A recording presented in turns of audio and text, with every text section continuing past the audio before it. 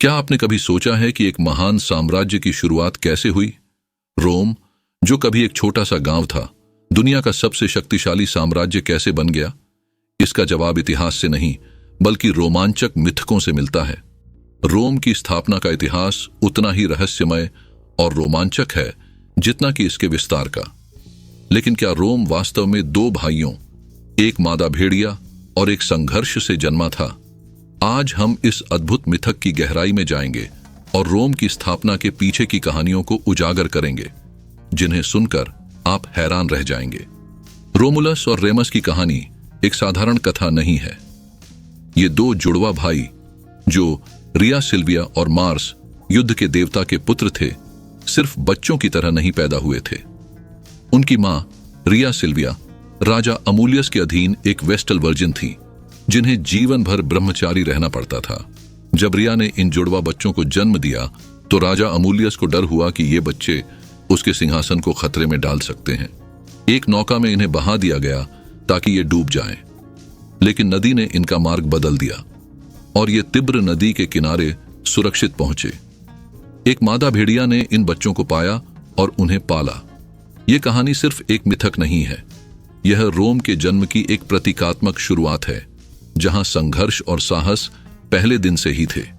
जब रोमुलस और रेमस बड़े हुए, उन्होंने अपने जन्म की सच्चाई जानकर अमूलियस को हराया और अपने दादा न्यूमीटर को सिंहासन पर वापस बिठाया।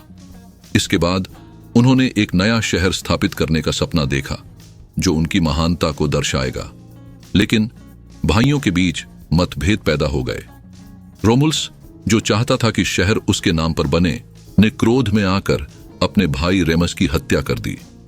यह घटना एक दुखद परंतु निर्णायक क्षण था, जिसने रोम की स्थापना की राह खोली। रोमुलस और रेमस की कहानी के अलावा रोम की उत्पत्ति से जुड़े अन्य मिथक भी हमें रोम के प्राचीन इतिहास में ले जाते हैं। पलातिन पहाड़ी, जहां रोम की पहली बस्ती स्थापित हुई थी, एक पवित्र स्थल माना जाता है। कहा जाता है कि इस पहाड़ी पर प्राचीन इट्रस्कन सभ्यता के लोग बसे थे और रोम का नाम भी इन्हीं प्रारंभिक बस्तियों से जुड़ा हो सकता है। इसके अलावा रोम के प्रथम नायकों में से एक हरक्युलिस था, जिसने इटली की भूमि में कई कारनामे किए।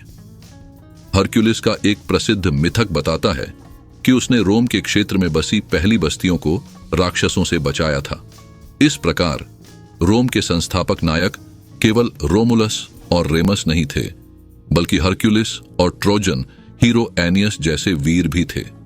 रोम की स्थापना की कहानियां, चाहे वे मिथक हों या इतिहास, यह सवाल उठाती हैं, क्या हम रोम के असली जन्म को समझ सकते हैं? हां, प्राचीन इतिहासकार लिवी और प्लूटार्क ने इस पर गहराई से लिखा है, लेकिन उन्होंने भी स्वीकार किया कि इनमें से कई कहानियां प्रतीकात्मक हैं। असलियत यह है कि रोम की वास्तविक स्थापना लगभग 753 ईसा पूर्व में हुई थी और पलातिन पहाड़ी के पास सबसे प्राचीन बस्तियां बसीं। हालांकि मिथक हमें यह दिखाते हैं कि रोम केवल एक शहर नहीं था, यह एक महानता की ओर पहला कदम था, जिसे नायक और देवता दोनों ने संरक्षण दिया था। रोम का असली निर्माण संघर्षों और साहस की कहानियों से ही नहीं, बल्कि रोम की आत्मा से भी जुड़ा है, जो आज भी जीवित है। रोम की शुरुआत की कहानियां एक साधारण शहर के जन्म की नहीं है, बल्कि एक साम्राज्य की आत्मा की प्रतीक है। चाहे आप रोमुलस और रेमस की कहानी पर विश्वास करें या हरक्युलिस और एनियस के मिथकों में गहराई तक जाएं, रोम की स्थापना की ये कहानियां हमेशा प्रेरित करती हैं। अगर आपको ये कहानी रोमांचक लगी हो तो नीचे टिप्पणी करें और बताएं कि आपको सबसे अधिक दिलचस्प कौन सी कहानी लगी। और अगर आप रोम के अन्य गहरे मिथकों और इतिहास के बारे में और जानना चाहते हैं तो हमारे चैनल को सब्सक्राइब करना न भूलें।